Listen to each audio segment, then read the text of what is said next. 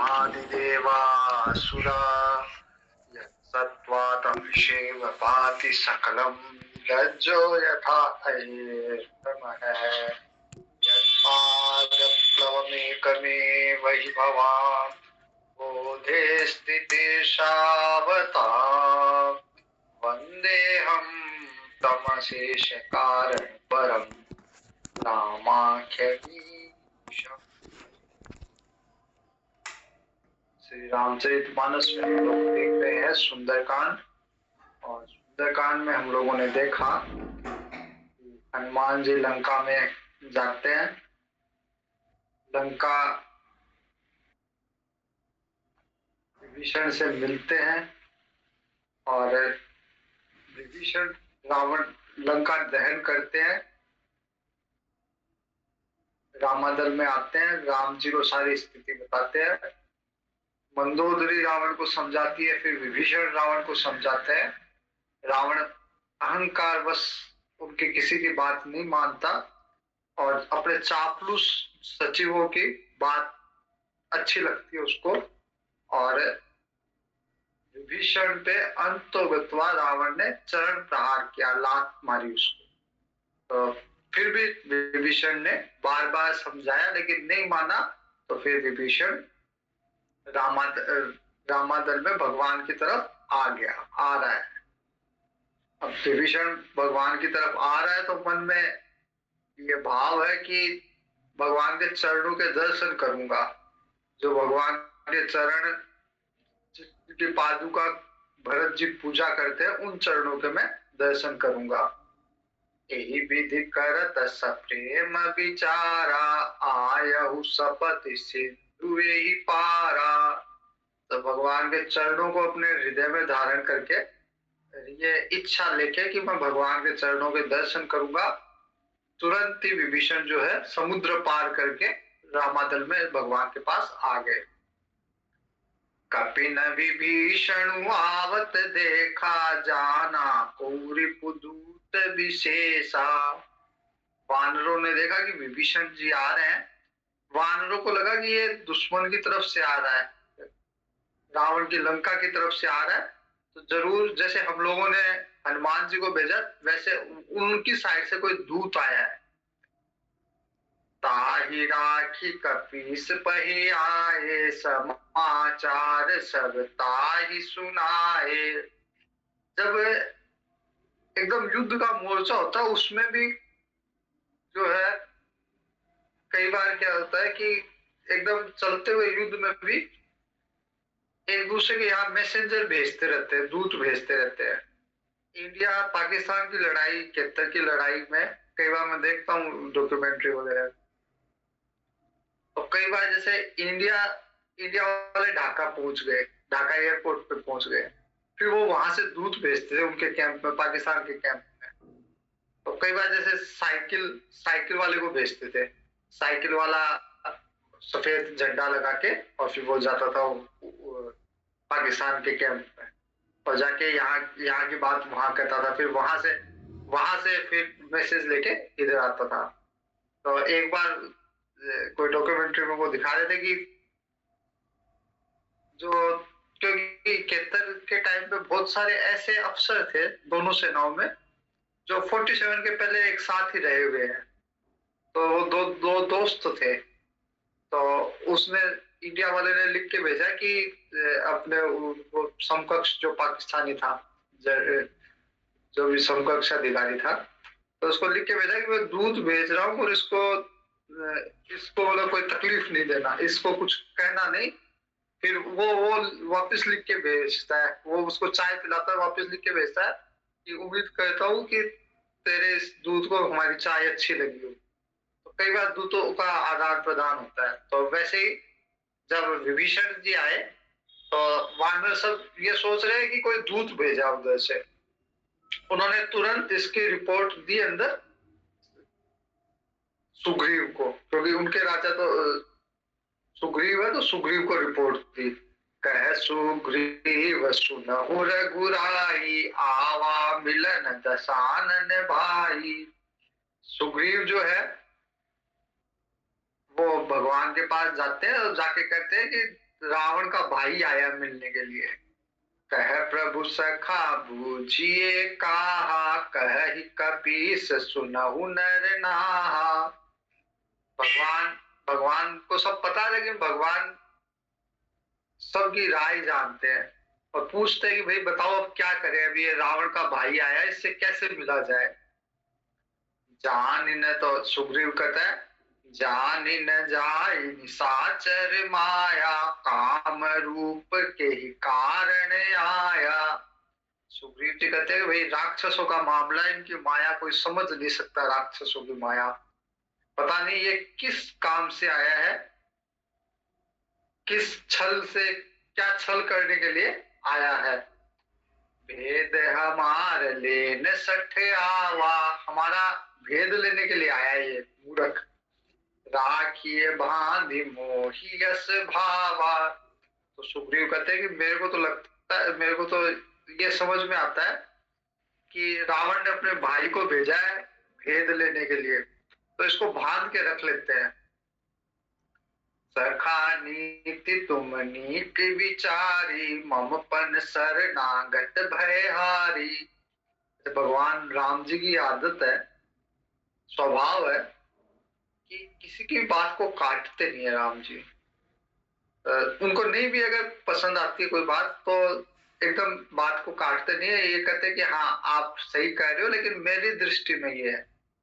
तो भगवान कहते हैं कि हे सखा, तूने आप जो है अच्छी बात कर रहे हो। सखा नीति तुम नीति विचारी, तुमने तो अच्छी नीति कही है, लेकिन मेरा भी एक प्रण है। मम पण शरणागत भयहारी, मेरा ये प्रण है कि जो भी शरणागत आए, मेरी शरण में आए, उसको निर्भय करता हूँ, उसको उसका भय हरता हूँ। तो इसलिए कोई शरणागत आया है और उसको बांध लूं, ये मेरे मेरे सिद्धांत के खिलाफ है। सुनि प्रभु बचन हरष हनुमाना, शरणागत बच्छल भगवाना। हनुमान जी के ज्यादा बोलते नहीं थे, चुपचाप एक कोने में खड़े रहते, लेकिन जैसे भगवान के ये गुण प्रकट होते थे, किसी की चर्चा से, किसी की बात से, भगवान के किसी कार्यकलाप से, तो हनुमान जी अंदर ही अंदर खुश होते थे। अच्छा, हनुमान जी तो सुग्रीव को जानते, विभीषण को जानते थे, पहले लंका में मिल ही आए थे। तो हनुमान जी विभीषण का स्वभाव भी जानते थे और ये भी जानते थे कि ये राम भक्त है, भगवान का भक्त है। तो इसलिए भी खुश हो रहे हनुमान जी कि भगवान का भक्त है, इसको मैं राम कथा सुना के आया था, भगवान की चर्चा करके आए थे, सत्संग करके आया था इसके साथ, और उस समय ये मेरे साथ नहीं आया, लेकिन अब ये आ गया। तो इसलिए हनुमान जी प्रसन्न हो रहे हैं।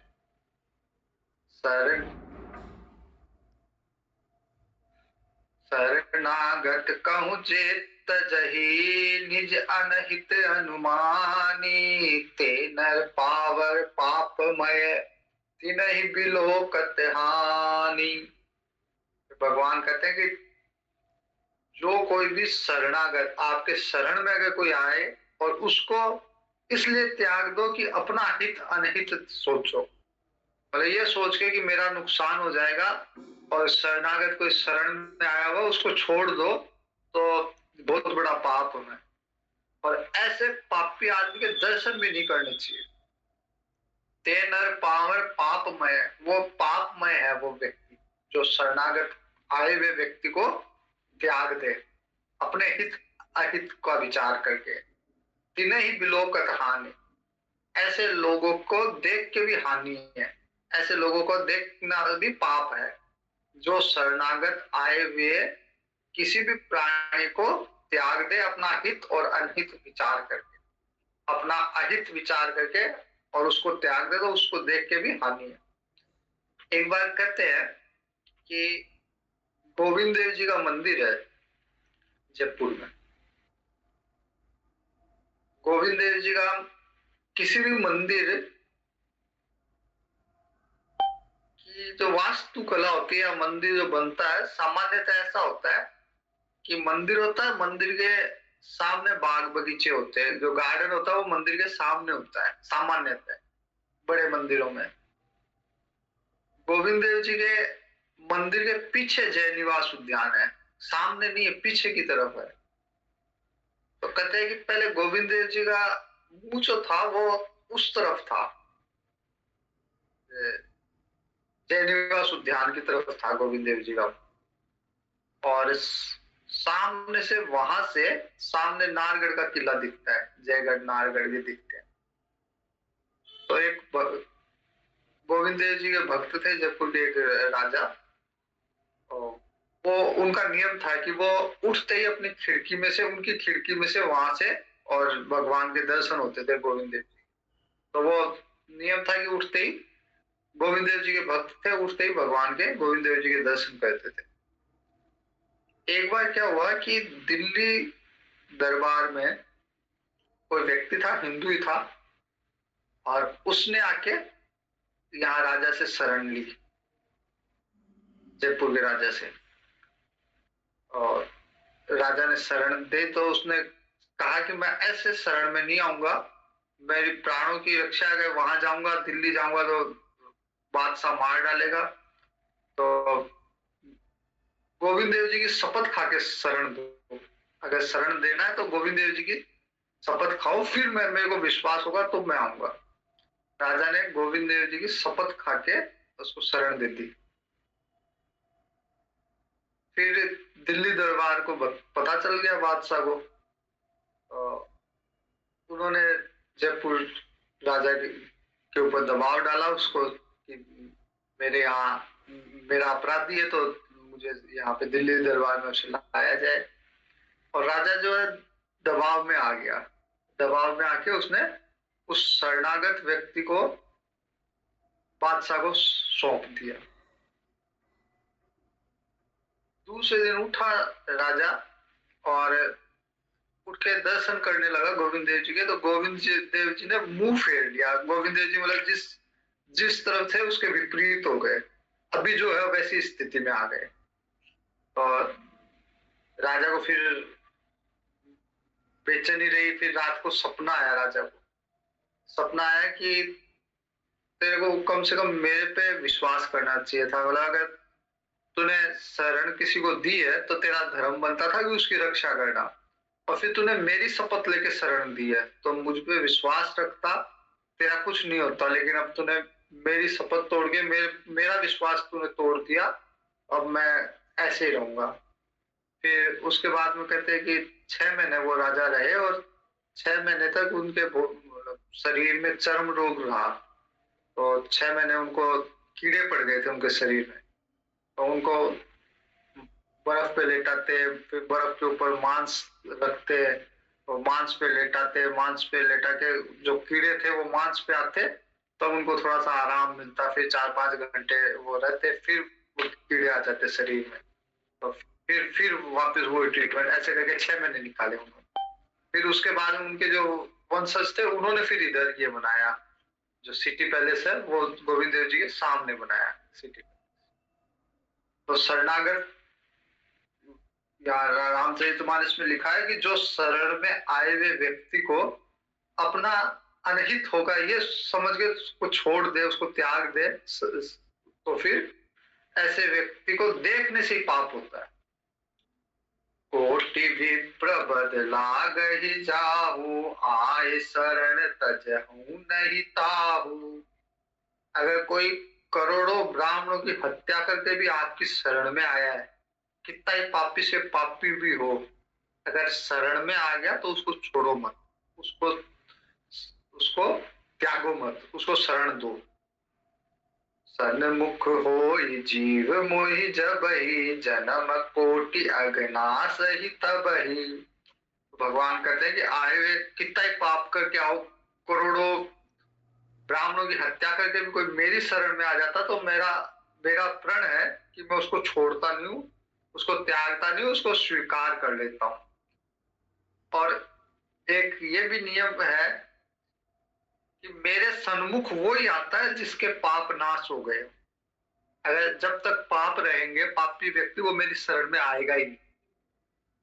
सन्मुख होई जीव मोहि जबहि, जीव जब मेरे सन्मुख होता है तभी होता है, जन्म कोटि अघनाश ही तबहि। या ये कहो कि मेरे शरण में होते ही उसके कोटि जन्मों के पाप नष्ट हो जाते हैं। तो अगर कोई जीव मेरे शरण में आ रहा है, मेरे सन्मुख हो रहा है, इसका मतलब उसके सारे पिछले सारे पाप नष्ट हो गए। पापवंत कर सहज स्वभाव, भजन मोर तेहि भाव न काऊ। क्योंकि पापी जो होता है उसका सहज स्वभाव होता है कि उसको भजन अच्छा नहीं लगता। पापी व्यक्ति को कभी भी भजन अच्छा नहीं लगेगा, सत्संग कथा राम नाम का जप कुछ अच्छा नहीं लगता पापी व्यक्ति को। पापवंत कर सहज स्वभाव, भजन मोर तेहि भाव न काऊ। मेरा भजन अच्छा नहीं लगता। जो मैं दुष्ट हृदय सोई होई, मोरे सन्मुख आव कि सोई। अगर कोई दुष्ट हृदय हो तो उसकी हिम्मत थोड़ी ना कि मेरे सन्मुख आ जाए, मेरे सामने भी आ जाए। ये प्रसिद्ध चौपाई है। निर्मल मन जन सो मोहि पावा, मोहि कपट छल छिद्र न भावा। भगवान कहते हैं कि जो निर्मल मनुष्य होता है वही, निर्मल मन का जो मनुष्य होता है वही मुझे पाता है। क्योंकि मुझे ये कपट छल छिद्र ये अच्छे नहीं लगते। और जब तक कपट छल छिद्र मन में होता है तब तक मैं उसे स्वीकार नहीं करता। निर्मल मन वाले को ही स्वीकार करता हूँ। निर्मल मन जन सो मोहि पावा, मोहि कपट छल छिद्र न भावा। और अगर मान लो विभीषण हमारा भेद लेने के लिए आया है, भेद लेन पठवा 10 सीसा, तबहु न कछु भय हानि कपीसा। अगर हमारा भेद लेने के लिए आया है तो हमें हमें उससे कोई हानि नहीं है। तबहु न कछु भय, न तो भय है उससे न हानि है। वो हमारा कुछ बिगाड़ नहीं सकता, कोई हमारा भेद ले नहीं सकता। भय क्यों नहीं है? क्योंकि यहाँ लक्ष्मण जी खड़े हैं। जगमहु सखा निशाचर जेते, लक्ष्मण हनहि निमिष महु तेते। ये तो एक राक्षस का भाई है। संसार के जितने भी राक्षस है एक साथ भी अगर आ जाए तो ये मेरा भाई लक्ष्मण खड़ा है, एक क्षण में सबको मार देगा। इसलिए भय की तो जरूरत नहीं है।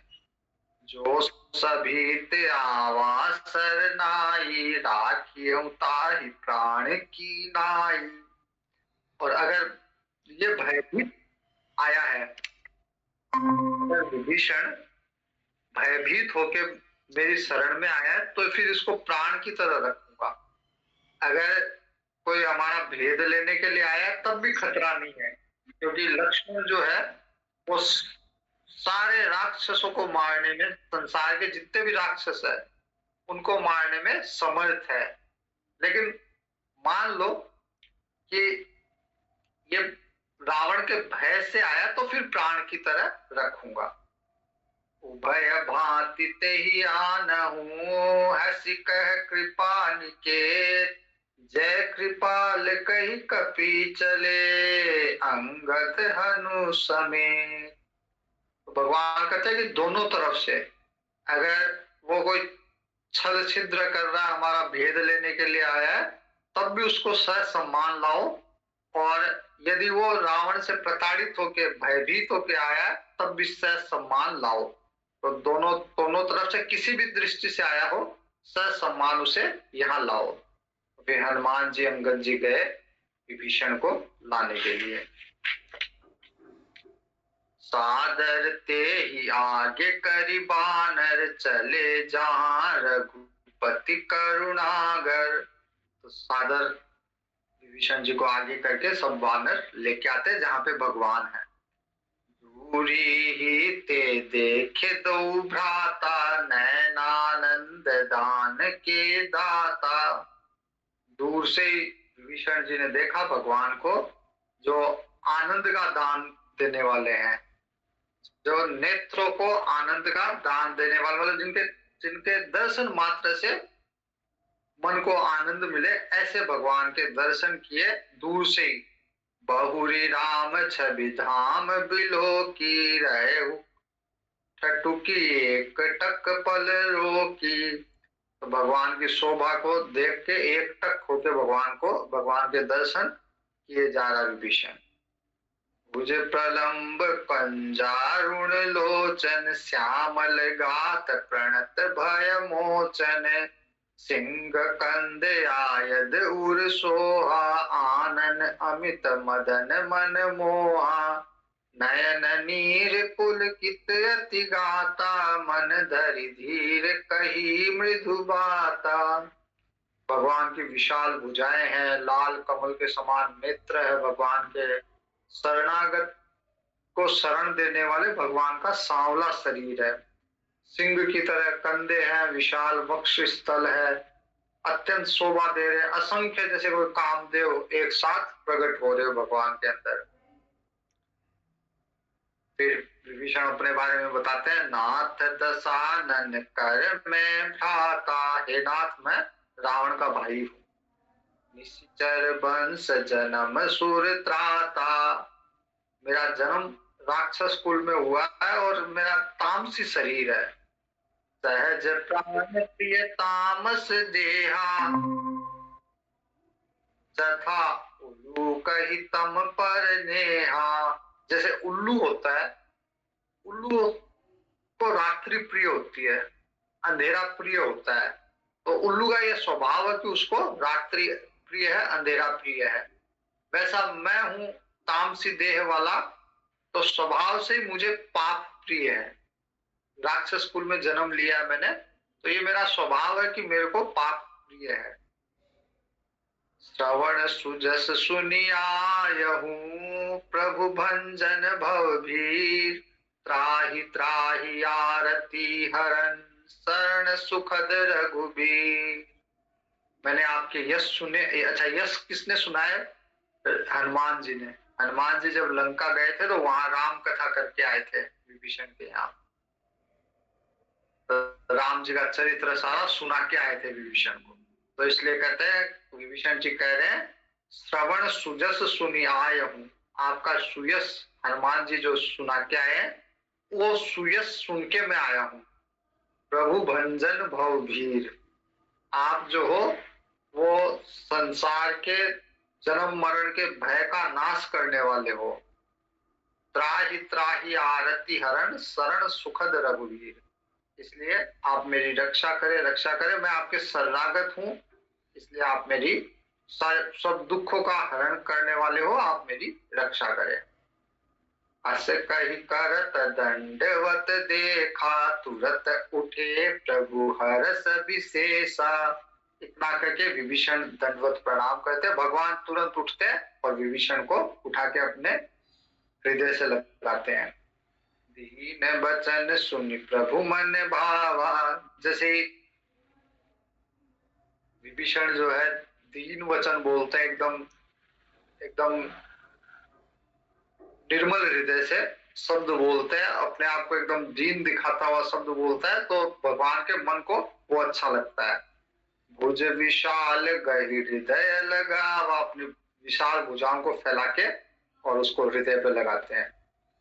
अनुज सहित मिली ढीक बैठारी बोले बचन भगत भयहारी। भगवान ने अपने और लक्ष्मण जी के साथ उसको बिठाया और फिर भगत, क्योंकि शरणागत भगत तो उसके हर तरह के भय को हरते हुए भगवान बोलते हैं, कहु लंकेश सहित परिवार। अब यहाँ पे विभीषण जो है वो तो लंका से भगाया हुआ है, रावण ने लात मार के भगाया और अभी आया ही है। तो भगवान ने पहला संबोधन किया विभीषण को लंकेश करके, लंका का राजा। तो भगवान को पता है कि यही बनेगा लंका का राजा, इसी को बनाना है। तो तुरंत देखते ही भगवान पहचान गए कि ये विभीषण है, इसी को मैं लंका का राजा बनाऊंगा। तो पहला ही संबोधन कहते हैं, कहु लंकेश सहित परिवारा कुशल कुठार बास तुम्हारा। हे लंकेश, कहो कैसा तुम्हारे क्या हालचाल है, परिवार सहित तुम कुशल तो हो ना। खल मंडली बसहु दिन राति, सखा धर्म निबही के ही भांति। फिर भगवान पूछ रहे हैं कि तुम रहते तो राक्षसों के बीच में हो, कैसे धर्म को कैसे निभा पाते हो अपने? अकेले रह के या सात्विक लोगों के बीच में रह के धर्म को निभाना बहुत आसान है, लेकिन दुष्टों के बीच में रह के, राक्षसों के तामसिक लोगों के बीच में रह के अपने धर्म की रक्षा करना बहुत मुश्किल है। जैसे अभी मान लीजिए बांग्लादेश है, बांग्लादेश के हिंदू इस समय कितने भयभीत है। तो अगर कोई मिलता है बोलता है बांग्लादेश से हूँ, तो पहला प्रश्न हमारा या पहली जिज्ञासा यही होती है कि भाई बांग्लादेश में रह के कैसे हिंदू धर्म का पालन कर पाते हो? तो भगवान भी पूछते हैं कि खल मंडली बसऊं दिन रात दुष्टों के बीच में रहते हो, सखा धर्म निभाई के ही भांति, किस तरह अपने धर्म को निभा पाते हो? मैं जान हूं तुम्हारी सब रीति, अति नय निपुण न भाव अनीति। तो मुझे पता है तुम्हारा स्वभाव, हनुमान जी ने बता दिया पहले आके। तो भगवान कहते हैं कि मुझे तुम्हारा स्वभाव पता है, तुम अत्यंत नीति निपुण हो, सारी नीति की बात करते हो, अनीति तुमको अच्छी नहीं लगती। लेकिन लंका में तो होती अनीति है, वहां कोई नीति की बात होती नहीं है, तो फिर कैसे तुम अपने आप को वहां रख पाते हो? बरुभल बास नरग कर ताता, दुष्ट संग जनि देहि विधाता। विभीषण जी कहते हैं कि भले ही किसी को नरक में डाल दे भगवान, विधाता जो है किसी को नरक में रहना अच्छा है, लेकिन दुष्टों के संग ना दे। नरक में रहने से तो क्या होता है, पाप नाश होते हैं। जितने भी पाप है वो पाप तो बन गए, अब नरक में रहेगा तो वैसे वैसे उसके पाप कटते जाएंगे, जितने टाइम नरक में रहेगा उतने पाप कटे उसके। लेकिन दुष्टों के संग में रहने से पाप बढ़ते जाएंगे, जितने दुष्टों के संग में रहेगा पाप करने की प्रवृत्ति बढ़ती जाएगी, तो फिर वो पाप करता जाएगा। तो नरक में रहना अच्छा है क्योंकि वहां पाप का नाश हो रहा है, सफाई हो रही है, और दुष्टों के साथ रहना मतलब पाप बढ़ रहे हैं। बरुभल बास नरक करताता, दुष्ट संग जनि देहि विधाता। भले नरक में रखते लेकिन विधाता किसी को दुष्ट के संग में ना रखते।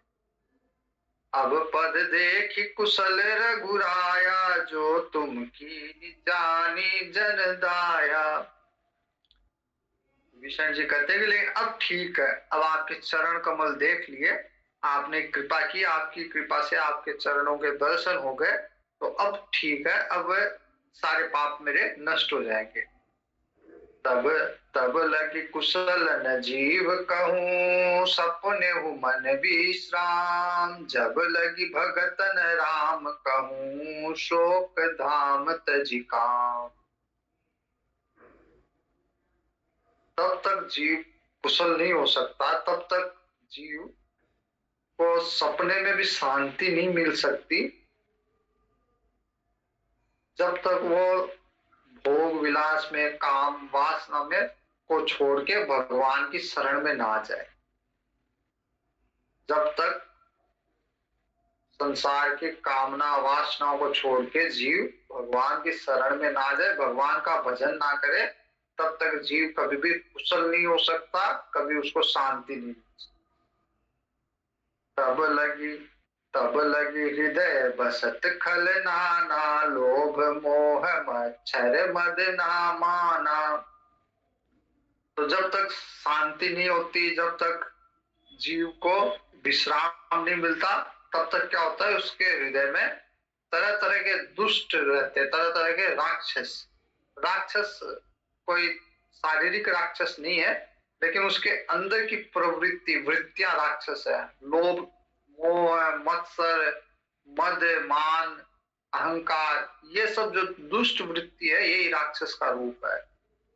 तब लगी हृदय बसत खल नाना, लोभ मोह मच्छर मद माना। जब लगी उर न बसत रघुनाथा, धरे चाप सायक कटिभा था।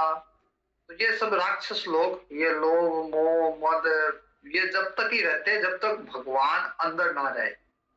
जब भगवान धनुष बाण लेके अंदर भगवान प्रवेश कर जाते हैं हृदय में, तो फिर ये सारे दुष्ट भाग जाते हैं वहां से। ममता तरुण तमी अंधियारी, राग द्वेष सुखकारी, जब लगी बसत जीव मन माही, जब लगी प्रभु प्रताप रवि नाही। मोह ममता ये पूर्ण अंधेरी रात है, और राग द्वेष ये है उल्लू की तरह। तो उल्लू को तो रात अच्छी लगती है, उल्लू को सुख देने वाली रात है। तो ममता जो है अंधियारी रात है, और राग द्वेष जो है उल्लू के तरह है। तो वो तब तक रह सकते हैं जब तक भगवान के प्रताप रूपी सूर्य का उदय नहीं हो। जब सूर्य उदय होता है तो रात्रि का अंत होता है। तो भगवान के यश का, भगवान के प्रताप का सूर्य अगर उदय हो गया तो फिर मोह ममता ये रात्रि और ये उल्लू ये चले जाएंगे।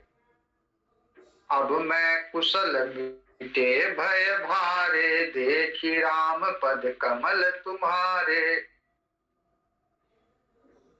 विभीषण जी कहते हैं कि अब आपके चरण कमल देख लिए, इसलिए अब मैं कुशल हूं। तुम कृपाल जा पर अनुकूला, ताहि न व्याप त्रिविध भव मूला सूला। तो विभीषण जी कहते हैं कि हे भगवान, आप जिसके अनुकूल हो उसके में तो उसको तो त्रिविध, तीन तरह के ताप, जो देहिक देविक भौतिक ताप है, वो कुछ व्याप्त नहीं होता। कोई तरह का सूल, कोई तरह की चुभन उसके हृदय में रहती नहीं है। मैं निश्चर अति अधम स्वभाव, शुभ आचरण नहीं काहू। विभीषण जी कहते हैं कि मैं तो राक्षस कुल में उत्पन्न हुआ हूँ, अधम स्वभाव वाला हूँ, मेरा स्वभाव अच्छा नहीं है, और शुभ आचरण तो कभी मैंने देखा ही नहीं। शुभ आचरण की नहीं काहू, कभी किसी के साथ मैंने कोई अच्छा आचरण किया ही नहीं। जासु रूप मुनि ध्यान न आवा, तेहि प्रभु हरस हृदय मोहि लावा। लेकिन फिर भी कभी राक्षस कुल में उत्पन्न हुआ हूँ, कभी अच्छा कोई काम किया नहीं, लेकिन फिर भी मेरे को आपके दर्शन हुए। आपने दर्शन ही नहीं हुए, आपने हृदय से लगाए हैं, जो ऋषि मुनियों के भी ध्यान में नहीं आते, लेकिन मेरे को आपने हृदय से लगा लिया। आहो ये मेरा भाग्य है, अहो भाग्य है कि आप बड़े बड़े ऋषि मुनि इतना ध्यान करते हैं, तब साधना करते हैं, लेकिन उनके ध्यान में नहीं आते आप, और मेरे जैसे राक्षसों को भी आपने, ये मेरा अहो भाग्य है। अहो भाम अमित अति राम, कृपा सुख पुंज, देखहु नयन सेव्य जुगल पद कंज। तो मैं आपके चरण कमल, जिनको शिव जी ब्रह्मा जी वो भी जिनकी आराधना करते हैं आपके चरणों की, उनको मैं नेत्रों से देख रहा हूं।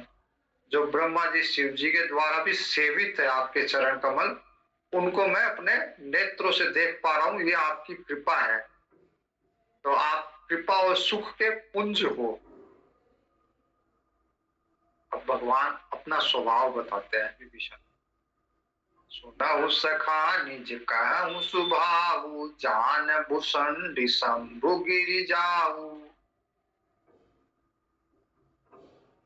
भगवान कहते हैं कि हे सखा, मेरा स्वभाव सुनो। इस स्वभाव को कुछ लोग जानते हैं, काकभूषुंड जी, भगवान शिव, माँ पार्वती, क्योंकि वो हमेशा मेरी कथा सुनते सुनाते रहते हैं। इसलिए वो लोग जो मेरी कथा को सुनते सुनाते रहते हैं, वो लोग ही मेरे स्वभाव को जानते हैं। सुनहु सखा निज कहु सुभाऊ, जान भूषुंड शंभु गिरि जाऊ। जो नर होई चराचर द्रोही, आवे सभय शरण तकी मोही। कोई अगर संपूर्ण संसार का, जड़ चेतन का द्रोही है, लेकिन वो भी मेरे शरणागत आ गया तो उसको भी मैं शरण देता हूँ। तजि मद मोह कपट छल नाना, करहु सद्य तेहि साधु समाना। अगर कोई मद मोह नाना प्रकार के छल कपट त्याग दे तो मैं तुरंत उसको साधु बना देता हूँ। ऐसा नहीं है कि कोई पाप कर रहा है, जैसे राक्षस है विभीषण, तो 1000 साल राक्षस बनने में लगे, तो ऐसा नहीं कि 1000 साल अब साधु बनने में लगेंगे ना, तुरंत। जैसे कितने भी पाप कितने जन्मों के किए हुए हो, अगर छल कपट छोड़ा और मैं तुरंत उसको साधु बना देता हूँ। जननी जननी जनक बंधु सुत दारा, तनु धनु भवन सुहृद परिवारा। सबके ममता ताग बटोरी, मम पद मन ही बांध बड़ी डोरी। प्रसिद्ध चौपाई है ये। सबके ममता ताग बटोरी, मम पद मन ही बांध बड़ी डोरी। भगवान कहते हैं कि लोग क्या करते हैं, संसार में जीव क्या करता है कि अपनी ममता के धागे, अपने मोह के धागे जगह जगह फैला के रखता है। जननी जनक, माता पिता में, बंधु में, भाई में, बेटे में, पत्नी में। जननी जनक बंधु सुत दारा, तनु धनु भवन सुहृद परिवार। इस शरीर में, धन में, अपने घर में, सुहृद में, परिवार में, सब में छोटे छोटे ममता के मोह के धागे फैला के रखता है। नहीं तो सबको क्या करना चाहिए? सबके ममता ताग बटोरी, मम पद मन ही बांध बड़ी डोरी। तो ये ममता रूपी धागे जो अलग अलग फैला रखे, उनको इकट्ठा करना चाहिए और उनको इकट्ठा करके एक बड़ा सा उसका जेवड़ा बनाना चाहिए। अलग अलग धागे कमजोर रहते हैं, उनको मिला के बड़ा जेवड़ा बनाओ और उसको मेरे पैरों में बांध दो। सबके ममता ताग बट, सबके ममता के धागे निकालो। जननी जनक बंधु सुत दारा, इनकी ममता के धागे निकालो। मम पद मन ही बांध बड़ी डोरी, और उस एक डोरी को मेरे चरणों में बांध दो। समदर्शी इच्छा कछु नाही, हरस शोक भय नहीं मन माही।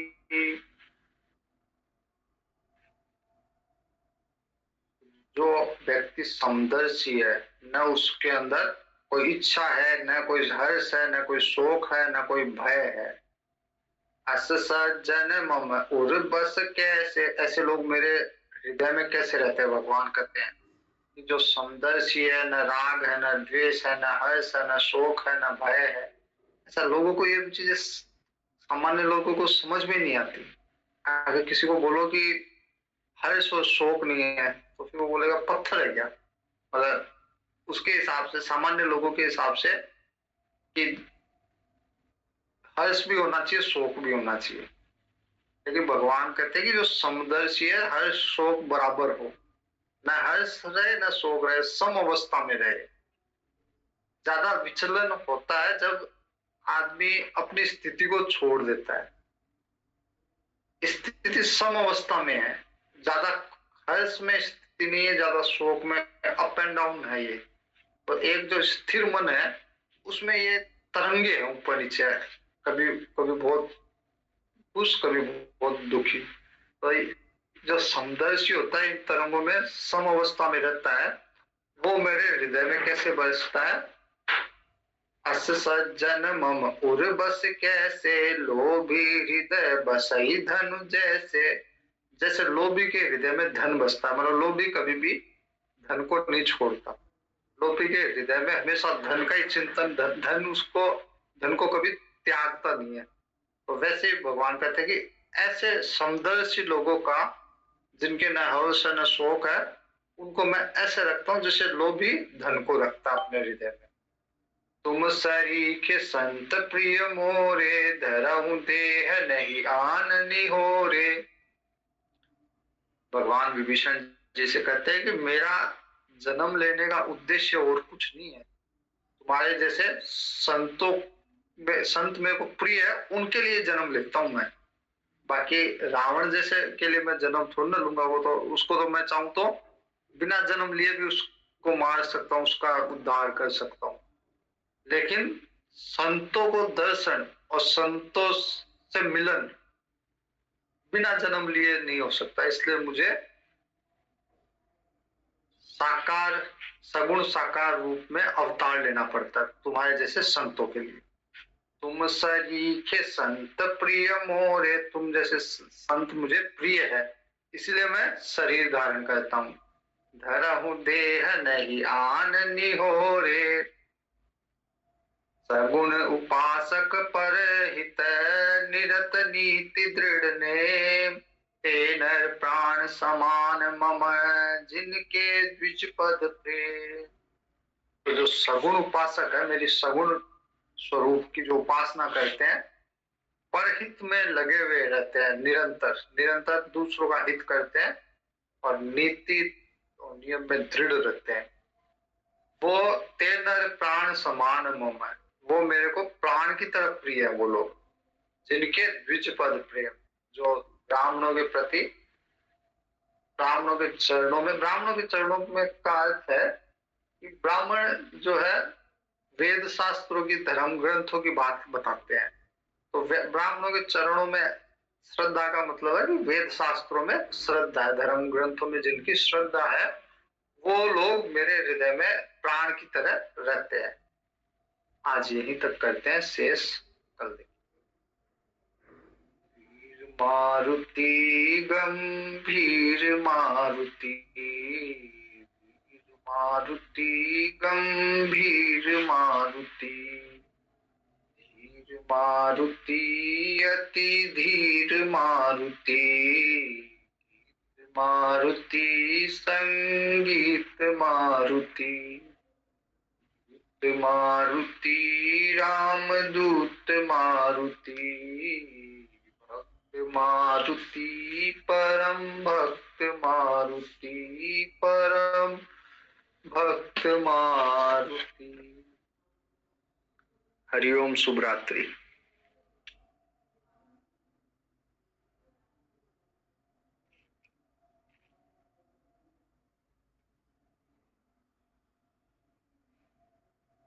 हरिओम।